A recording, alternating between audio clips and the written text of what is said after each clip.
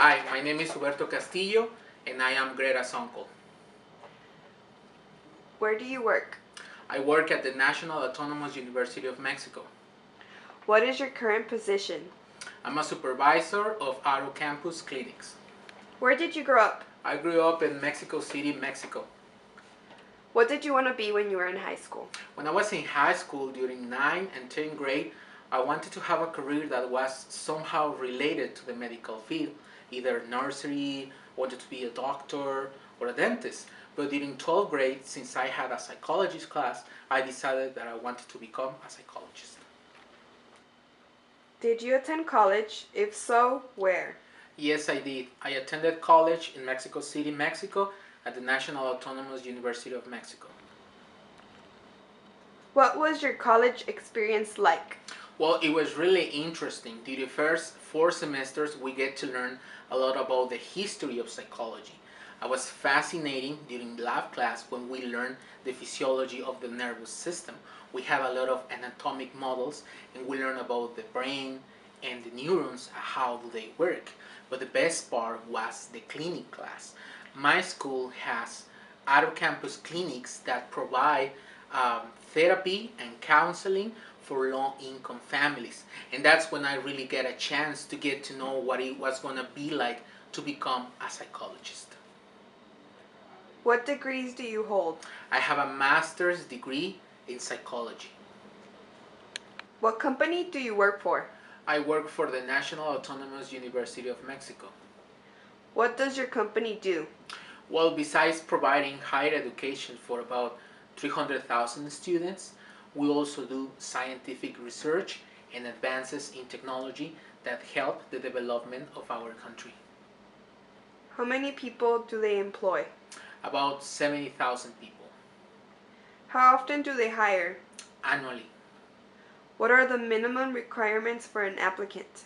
Well, it depends on the position, but at least you must hold a bachelor's degree. What is your job title? I am a supervisor of out-of-campus clinics. How did you get the job? Well, I applied to my university How long have you worked there? for about 2 years. What does your day-to-day job entail? Well, there are 5 out-of-campus clinics that belong to the faculty, and what I do is that I visit each one of them on a daily basis, and I perform first-hand interviews of low-income families that are seeking for counseling, and I also supervise the students practicing. What is your favorite part of the job? Well, my favorite part of my job is that I get to meet new people every day and I get a chance to see their advances through therapy. What is your least favorite part?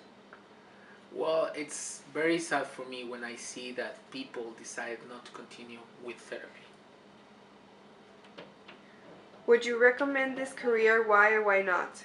Well, I will highly recommend this career because you get to help people in a very unique way every single day. What are your future aspirations? Well, my dream is having my own clinic because even though my school provides the best care they can, I will be able in my own clinic to decide how to handle things and, like, if possible, create my own treatments. Do you have any advice for me? Yes, I do.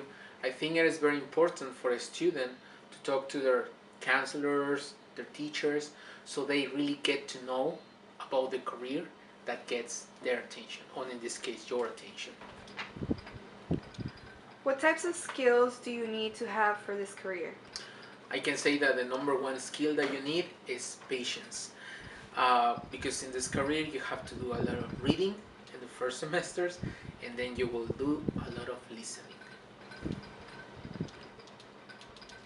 How could you develop these skills? Well, it's very difficult to say that you can develop patience. I think that there are people who are born with patience, some others aren't.